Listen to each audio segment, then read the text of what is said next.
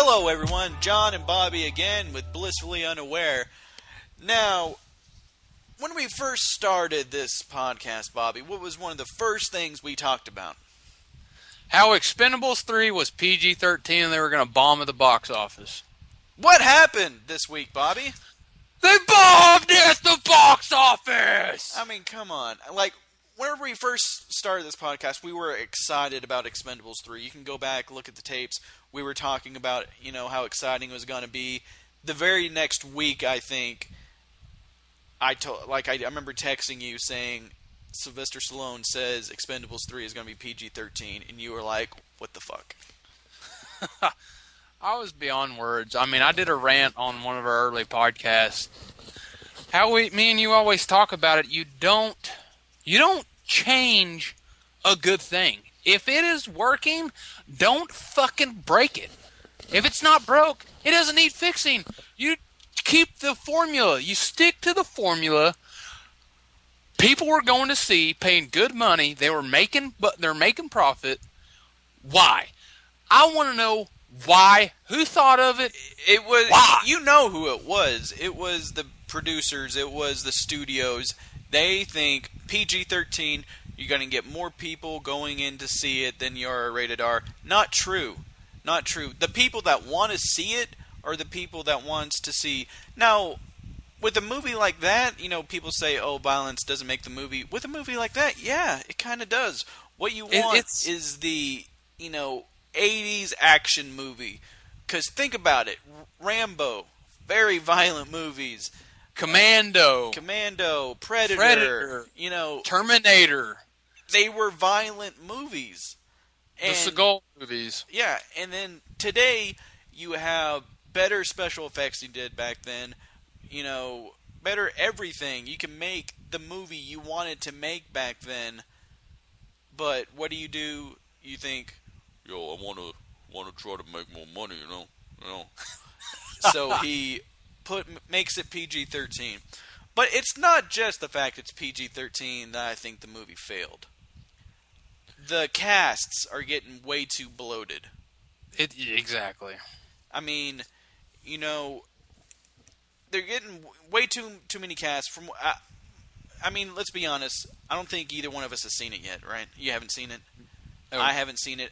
I probably won't. I mean, if it was rated R, I would go see it in theaters. Now it's going to be, I'm going to, watch it digitally or, on DVD whenever it comes out.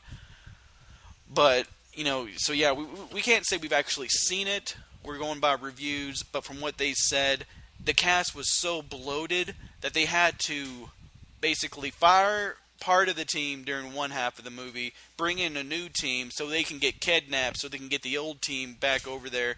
And basically people like Wesley Snipes, pretty much, I think he was at the beginning of the movie, then you don't see him for a good chunk of the movie.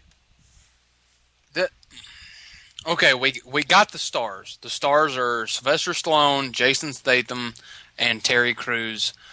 Randy Couture's downgraded. He's not. And then Dolph Lundgren's up there. But everybody else is so sliced. It's a glorified cameo is what they get. They get, the scene that they are introduced, and then they're basically on the sidelines.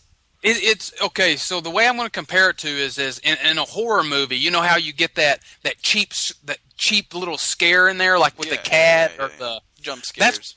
That's what these cameos are like. They like make the audience like, they get pumped up. They kind of tickle your balls a little bit. You see them, and they're like, oh, what took you a little bit? Oh, yeah, you're not going to see him. It's just like every single time Arnold's been in that, it's just kind of, I am here, now I'm going to go over there. It's... And there's... When the first Expendables came out, it was great. The timing was great. The idea was great. A movie like that has been in the works for 2-3 decades. Which, it made sense for Arnold not to have that big of a role in that movie just because I know either he was just coming out of being the governor or... Yeah, he was. Or he might have still been in it. But, I don't know. So it made sense then. The second movie, he could have been one of the stars in the movie, but he was still just a basically it was just a it was just a cameo pretty much. And I just watched. I told you I called you the other day, and I watched how those guys got on the panel and they picked the 16 top 80s action movies. Yeah. Action in the 80s. Honestly, the story was shit. The script was shit. It was the star of the action movie.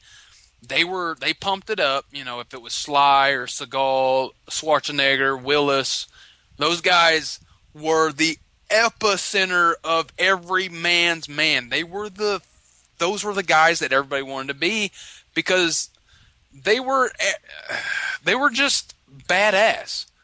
And people want to see that. Guys are sick and tired of the comic book movies, of the dramedies, of the romantic comedies. They want don't the get good. me wrong, I love me a good comic book movie, but we need that action movie in there as well. I mean, the closest thing I can think of now to